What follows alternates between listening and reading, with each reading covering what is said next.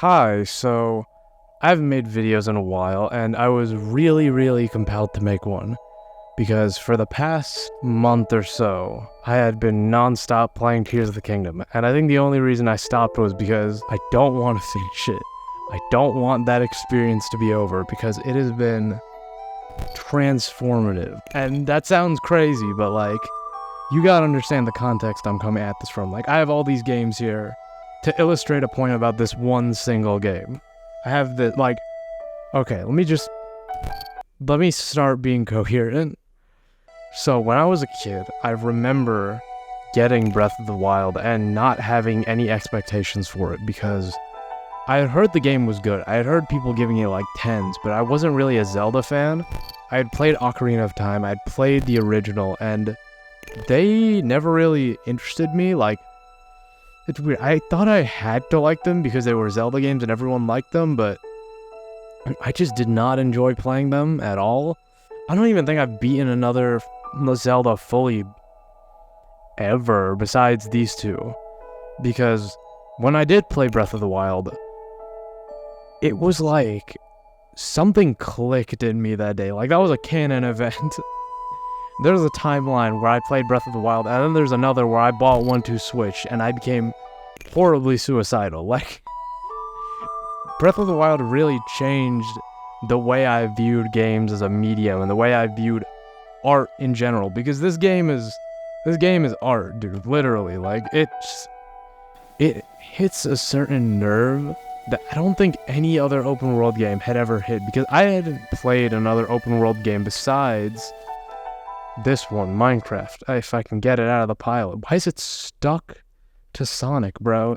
But yeah, when I played Minecraft, it wasn't even like a game I played in my mind. It was like an experience, because I remember I wasn't really into gaming when I was a kid, from like 2nd grade to 7th grade, but Minecraft was like the one exception. One thing I really respect about Minecraft in comparison to every other game prior to that and post that, honestly, I don't think a lot of games hit the same sort of, or enable the same sort of freedom that Minecraft elicits in its players, where it just allows them to do whatever they want.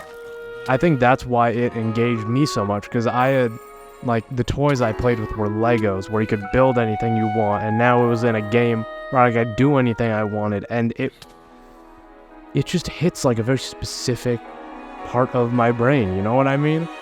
And when I played Breath of the Wild, I don't think I realized it at the time. I think I've only realized it really this year, but Breath of the Wild and Minecraft share a lot of DNA in terms of their game design, or lack of design, because they leave so much up to the player. After I played Breath of the Wild, I played through all the other open world games. I think this was in 2020 when COVID was happening. I remember, like, I was supposed to go to Los Angeles, and then COVID happened, so I bought GTA 5. And I played it in secret because my mom wasn't supposed to know. And then I played Red Dead and Cyberpunk and Skyrim, and then eventually Breath of the Wild's influence sort of started to show on other games. So you'd have games like Sonic Frontiers, and I think somewhere at the end of this very convoluted pile is Pokemon Legends Arceus. Like, these games are very directly inspired by Breath of the Wild, and I don't think either of them like hit the heights that Breath of the Wild does, mostly because I think both of these games were rushed a little.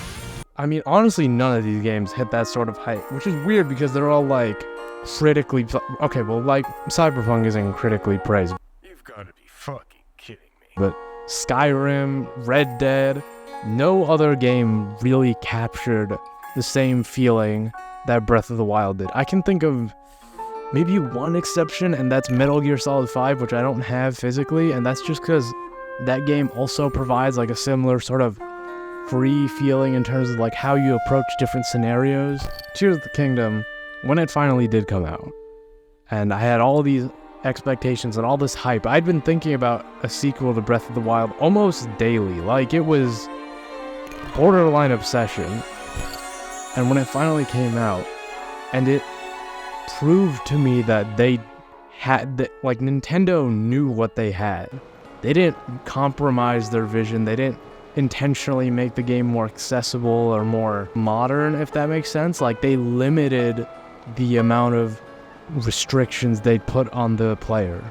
that made no sense, but you kind of get what I'm saying. Like, there's a certain art in lack of design that I think Nintendo nailed with Tears of the Kingdom that no other developers have. Like, you're never gonna find a mission in the new Zelda where you are forced to be in like an escort mission and then you gotta like only shoot people, because if you do anything else besides shooting them, you're playing the game wrong and it's gonna give you a mission fail, which is the worst thing any video game can do. Like, it is so much more open and free than that.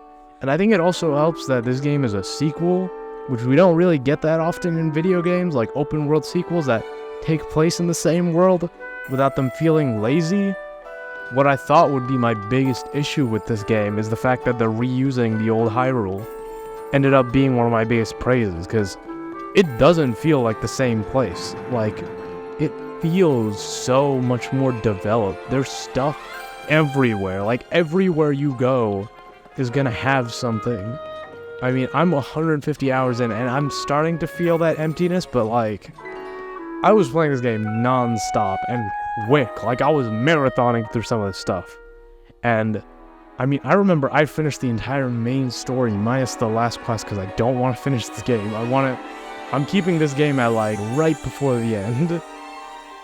But I remember I did all the main stuff, and then I realized what the tears and the name were. And I was like, oh shit, I gotta do all this. And then I found out that there's a house in the game that I can own, and I was like, oh my god. And then I was like, wait, I had a house in the last game, so I went to the last house. Like, they've got so much in this, and that's not even including the fact that they have the depths. I don't know why I pointed at the sky. They have the depths, they have the normal Hyrule, they have caves in Hyrule, and then they got the sky. Like, dude, this game is so expansive. And the Sky Islands, I've heard people have, like, issues with the tutorial of this game, which I kind of get, because I don't really like the cinematic intro in terms of like the cutscenes and you're in the cave. I actually don't like that. That's my hot take. I think that stuff is really bad because of the voice acting, because I don't like you know what, let me just go into that. I don't like any of the presentation of this game regarding voice acting and cutscene direction. There's a lot of stuff that I think they could improve. And just even based on the story, like, half of these cutscenes are like repeated over and over again. It's insane. I don't know why. This is something about Tears of the Kingdom that's worse than Breath of the Wild. That's like one of my only complaints. That and like the shrines in Breath of the Wild, I feel like were longer and there were more of them, like more puzzle shrines. A lot of the ones I found in Tears of the Kingdom have felt, I mean, there are puzzle shrines, but they felt very easy to complete. Or there's just like, they're all blessing shrines, which means that there's environmental puzzles in the actual open world attached to them, but like, I think as a kid, I would have been more okay with just getting my reward instantly, but now I'm like, the puzzle is the reward. You know, I'm a mature adult, bro. I'm in college. Give me that puzzle, bro. I can lighten my brain. I mean, apart from that, though, I don't have that much to criticize with Tears of the Kingdom. I'm really happy they made a game that's enabled my creativity like this. That scratched that certain itch that Breath of the Wild and Minecraft etched into my brain. And Tears of the Kingdom is so much more than both of those games combined. I have nothing else to say. I love Tears of the Kingdom. Go play it. If you haven't played it, you should do that ASAP. It's also $70, which I know some people aren't going to think is worth it.